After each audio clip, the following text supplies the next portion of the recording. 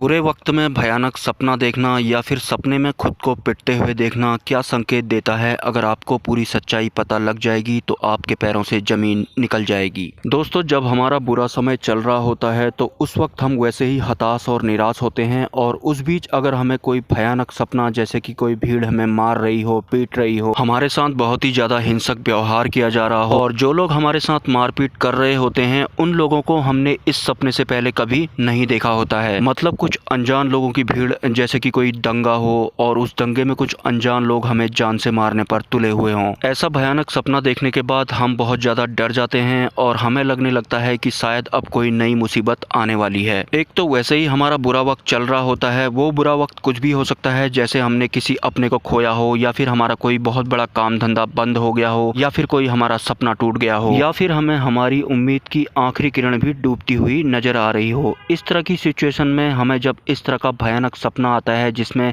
अनजान लोग हमें मार रहे होते हैं, पीट रहे होते हैं, तो हम बहुत ज़्यादा डर जाते हैं। और हमारा डर भी जायज़ होता है, क्योंकि जो लोग हमें मार रहे होते हैं उन लोगों को हमने आज से पहले कभी नहीं देखा होता है, और जिस जगह पर हमारे साथ हिंसा हो रही होती है वो जगह भी हमने आज से पहले कभी नहीं देखी होती है। आश्चर्य तो तब होता है जब वही सपना अगली बार वहीं से रिज्यूम होता है जहां से पिछली बार खत्म हुआ था। लेकिन दोस्तों, आपको जानकर हैरानी होगी, जब भी सपने में हमारे साथ अनजान लोगों द्वारा अनजान जगह पर हिंसा की जा रही होती है तो ऐसा सपना इस बात का संकेत देता है कि हमारे पिछले जन्म के पाप कट रहे थे और अब हमारा अच्छा वक्त शुरू होने वाला है। ऐसे भयानक और हिंसक स्वप्न को देखकर लोग अक्सर डर जाते हैं, क्योंकि ऐसे भयानक सपने अक्सर इंसानों को उनके बुरे वक्त में ही आते हैं, जबकि हमारा बुरा वक्त हमारे पिछले जन्मों के बुरे कर्मों की वजह से आया हुआ होता है, और उस बुरे वक्त में बुरा सपना इस बात का संकेत देता है कि अब आपके पाप कट चुके हैं, और हमारे पिछले जन्मों के कर्म हमारे इस जन्म के कर्मों के साथ पजलिंग करते रहते हैं। इस वजह से हमारे कुछ काम बिगड़ते हैं और कुछ काम बनते चले जाते हैं, और ठीक इसी तरह से हमारे पिछले जन्म के बुरे कर्म हमें इस जन्म में सपने के रूप में पजल करते हुए दिखाई पड़ते हैं। पिछले जन्म से ताल्लुक रखने के कारण ही वो इंसान जो हमारे साथ हिंसा कर रहे होते हैं, या फिर वो जगह जहाँ पर हमारे साथ हिंसा हो रही होती है,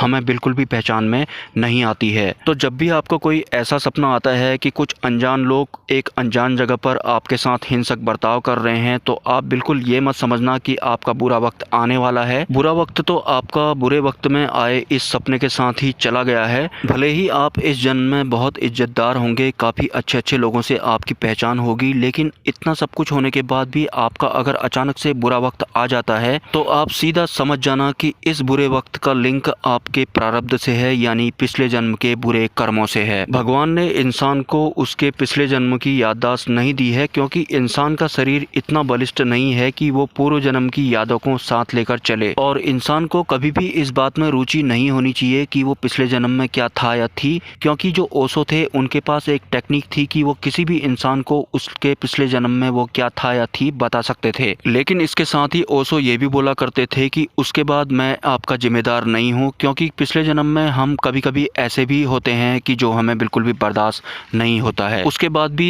एक प्रोफेसर थी जो कि ओशो से ये जानने की जिद करने पर लगी हुई थी कि उसे जानना है कि वो पिछले जन्म में क्या थी, और उस महिला प्रोफेसर का वीडियो आपको गूगल या यूट्यूब पर भी मिल जाएगा। महिला बहुत जिद करने लगी तो ओशो ने उस महिला से भी बोला, अगर आपको आपके पिछले जन्म के बारे में पता लग जाएगा उसके बाद आप पागल भी हो सकती हैं। लेकिन वो महिला नहीं मानी, तो उसके बाद ओशो ने उस महिला प्रोफेसर को पिछले जन्म के बारे में जानने का प्रोसेस बताया, और उस प्रोसेस को फॉलो करने के बाद बहुत जोर से चिल्लाती चीखती हुई वो महिला प्रोफेसर ओशो के सामने आई और उनसे बोलने लगी कि मुझे ये नहीं जानना है, मुझे ये भुला दो। क्योंकि पिछले जन्म में वो महिला साउथ इंडिया के एक मंदिर के बाहर खड़ी होकर वैश्यावृत्ति करती थी, और ये सब जानने के बाद वो महिला प्रोफेसर मानसिक रूप से बीमार हो गई, क्योंकि ओशो ने पहले ही कहा था कि पिछले जन्म के बारे में अगर आपने जान लिया तो मैं उसको भुला नहीं सकता हूँ। दोस्तों, आपने ये भी सुना होगा कि जो अच्छे लोग होते हैं वो बहुत जल्दी इस दुनिया से चले जाते हैं, लेकिन वो अच्छे कहे जाने वाले और बहुत जल्दी इस दुनिया को छोड़कर चले जाने वाले लोगों की असलियत ये होती है, जैसे कोई इंसान बहुत ही अच्छा है और उसका कोई दुश्मन भी नहीं है, और अचानक से एक दिन वो 40 साल की उम्र में इस दुनिया को छोड़कर चले जाता है, जबकि उस अच्छे कहे जाने वाले इंसान ने पूर्व के किसी एक जन्म में इतने बुरे कर्म किए होते हैं कि उन बुरे कर्मों का भुगतान उसे कई जन्मों तक अल्प आयु के रूप में करना पड़ता है, और जो थोड़े बहुत अच्छे कर्म उस इंसान ने पूर्व जन्म में किए होते हैं उन कर्मों का फल वो 40 साल तक भोग चुका होता है।